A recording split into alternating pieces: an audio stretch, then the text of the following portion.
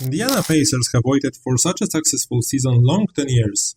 Last time they played a conference finals in 2014, after which throughout the last decade they got to playoffs 5 times, but each of them they were eliminated in the first round. Everything started to change back in 2021. This is when Rick Carlisle decided to come back to Indianapolis after 14 seasons spent in Dallas Mavericks. His comeback started the renewal of the Pacers. In that span, the Pacers made a lot of good picks in the draft. Good trade, thanks to which they were able to get 2 of their best players in Tyrese Haliburton and Pascal Siakam. On one side, we have a big success, which is getting to conference finals. On the other, there are few question marks connected with the upcoming offseason, and I will try to show them to you in this video. The most important thing has already happened some time ago. Tyrese Haliburton signed an extension of his rookie deal, and starting with next season, he's going to earn over $42 million, and this number is going to grow every year. But for now, we still don't know if the Pacers are able to keep their other star. Pascal Siakam was taken out of Toronto Raptors for quite a big price. Bruce Brown, the 19th pick in this year's draft, plus a first-round pick in 2026. Kira Lewis Jr. and Jordan Nwora were the pieces that Pacers gave up to get Siakam. And the price is high because Pascal can become a free agent this summer and leave wherever he wants. Pacers, of course, are going to have a bit of advantage over other teams, because they already showed him how valuable he is for the team and what they can achieve together. Also, they will be able to offer the highest contract. If we are talking about max deal, it could be worth up to $245 million for 5 years. Maybe they might get a small discount, but I wouldn't count on much. Kevin Pritchard, the Pacers GM, can pay him such a big contract because most of the team consists of low-paid players. Besides Haliburton and potentially Siakam, only Miles Turner and Aaron Nesmith are going to earn more than $10 million. Others are either role players or still on rookie contracts. During the playoffs, there was a narrative suggesting that Pacers are going further because their opponents have health issues. But at the same time, they were playing without their first best player in Benedict Mathurin. He is potentially the third member of the Pacers' Big Three, and everyone in Indiana have really high hopes for this sophomore. Thanks to his injury, we were able to see how much of a potential there is in Andrew Nembhard. Plus, Ben Shepherd got some regular minutes in the playoffs.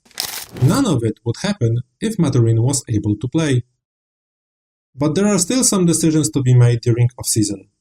Looking at priorities, we have Obi Toppin behind Siakam. His rookie deal is ending, and most probably he is going to become a restricted free agent. His role throughout the whole season was basically the same.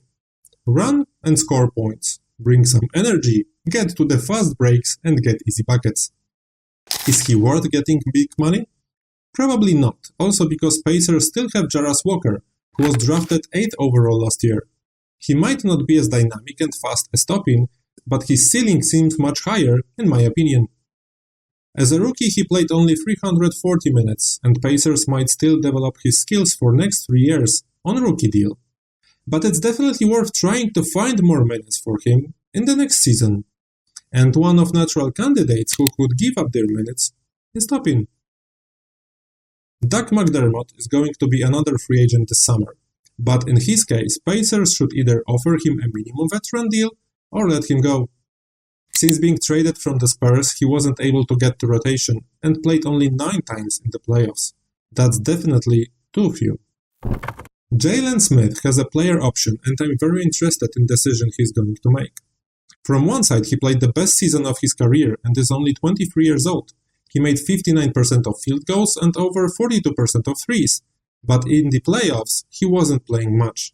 If he decides to enter the free agency, Pacers shouldn't try to keep him, especially that if he leaves, then the minutes for Walker are open, and they might keep Toppin as well.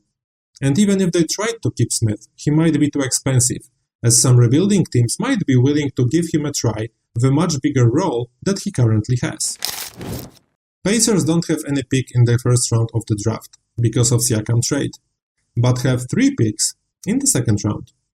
If they have someone in particular that they would want to have with the higher pick, even in the first round, they might prepare a package of those 3 picks and send somewhere else. But they might also use it well. Just like 2 years ago when they selected Andrew Nembhard with 31st pick, and he already is a very important member of their rotation. As you can see, the future of Indiana Pacers seem to be very colorful, but as always, something can go wrong. The first thing that comes to my mind is that the rest of the Eastern Conference will come back stronger. Giannis Antetokounmpo, Joel Embiid and Julius Randle should be healthy for next year, and that would make the competition much stronger. But Pacers are not the team that gets too high expectations. This team is managed in a very reasonable way, without too much of a push to get a quick success. This should allow them to stay inside the East's top 4 for the next years to come. And that's it for today. Thanks for watching this video, and I see you next time. Bye!